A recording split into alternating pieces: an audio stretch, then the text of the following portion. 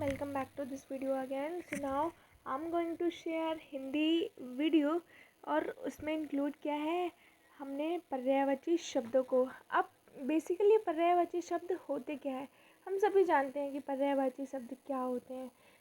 अर्थ जिनका होता है समान लेकिन शब्द होते हैं अलग अलग, उनको बोलते हैं हम पर्यायवाची शब्द।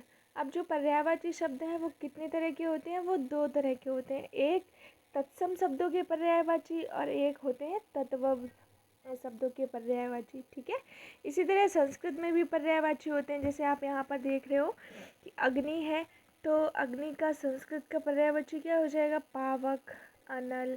मतलब संस्कृत से ये वर्ड लिए गए हैं, यहाँ पर संस्कृत का यूज़ नहीं कर रहे हैं हम भाषा के तहत, क्योंकि पावक है इसका संस्कृत भाषा में यूज़ किया जाता है आँख के लिए। ठीक है, नेत्र है, लोचन है, ये सब आँख के पर्यायवाची हैं और संस्कृत भाषा में आँखों को नेत्र कहा जाता है। तो इस तरह से ये संस्कृत के पर्यायवाची हो गए। अब कुछ और भाषाओं से भी निकल के आए हैं पर्यायवाची, जैसे कि अंक है ना, और अंक का पर्यायवाची क्या हो गया, नंबर, मार्क्स। और आप सभी जानते हो कि नंबर इंग्लिश का वर्ड है NUMBER, उस नंबर मतलब क्या होता है, अंक। और मार्क्स भी इंग्लिश का वर्ड है, लेकिन पर्यायवाची में इसको हम हिंदी भाषा में यूज़ कर लेते हैं। और भी एक दो एग्जांपल हैं, जैसे इस्पात है तो इसको फौलाद या स्टील, ये इंग्लिश के वर्ड हैं, हम डेली लैंग्वेज में इन वर्ड्स को यूज़ भी करते हैं, तो आप इजीली इसको रिलेट कर पाएंगे। इसी तरह से तद्भव और देशज शब्दों से भी कुछ पर्यायवाची होते हैं, जैसे अंधकार है। अब अंधकार का पर्यायवाची क्या हो जाएगा, अंधेरा। और जबकि अंधकार का जो तत्व रूप है ये अंधेरा है ना। तीक्ष्ण, तीक्ष्ण का अब क्या हो जाएगा, तेज। तो ये आपस में तत्सम और तत्व वाले शब्द हैं। तो इसी तरह से पर्यायवाची शब्द होते हैं। तो आज का जो वीडियो है उसमें कुछ एक वर्ड्स हमने लिए हैं जो पर्यायवाची शब्द हैं, और 4 विकल्पों में आपको करेक्ट ऑप्शन चूज़ करना है। सेम उसी तरह से है जैसे पिछले वीडियोस में हमने विलोम शब्द वाले टॉपिक को इंक्लूड किया था। ठीक है, इम्पॉर्टेंट टॉपिक है और अक्सर पूछा ही जाता है ये। So let's start this video with first number. ये दिया गया है आपका, प्रत्येक शब्द के साथ 4 शब्द हैं और आपसे ये पूछा जा रहा है कि जो शब्द पर्यायवाची नहीं है उसका चयन कीजिए। अब ये तो पहले ही पूछे जाते थे कि जो पर्यायवाची है उसका चयन करिए। मोस्ट ऑफ द टाइम क्या होता है, क्वेश्चन ऐसे ही पुट अप कर लिया जाता है कि जो नहीं है उसको ढूंढिए। अब पहला दिया गया है आँख, है ना। अब आँख का पर्यायवाची अब देखिए, चक्षु, चक्षु है आँख का। दृग, दृग है। राजीव, राजीव नहीं है। लोचन, लोचन भी है। राजीव कमल का होता है। फिर दूसरा दिया गया है अनि, है ना।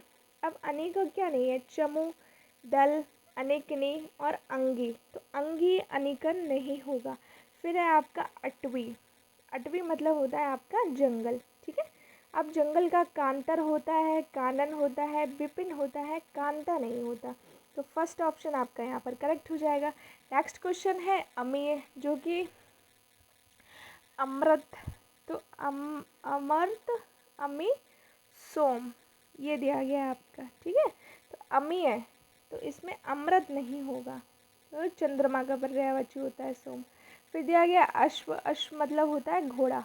अब बाज, तो ये पक्षी है आप जानते हो, लेकिन बाजी ये घोड़ा का पर्यायवाची है। घोटक मीन्स भी होता है घोड़ा, और सैंधव मीन्स भी क्या होता है, घोड़ा। अब दिया गया है नेक्स्ट अंश। ठीक है, अब अंश मतलब छोटा हिस्सा, तो पक्ष होता है, अंग होता है। लेकिन ये वाला जो अंश होता है इसमें सा, देखिए सा का डिफरेंस है, लेकिन प्रोनाउंसिएशन बिल्कुल सेम है। इस अंश का मतलब होता है हिस्सा, जैसे प्रॉपर्टी का कुछ अंश है ना, गद्यांश का कुछ अंश। और ये अंश होता है आपका अलग और अवयव। तो इसमें आपका कौन सा अंश, ये वाला अंश इसका पर्यायवाची नहीं है। नेक्स्ट दिया गया है असुर, असुर मतलब राक्षस। तो धनुष हो गया, दानव हो गया, मनुजाद हो गया। अमर नहीं है, क्योंकि अमर किसका है, देवता का, क्यों देवता अमर है। फिर आपका है तड़ाक, तड़ाक मीन्स होता है तालाब। तो तड़ित नहीं है कि बिजली का होता है।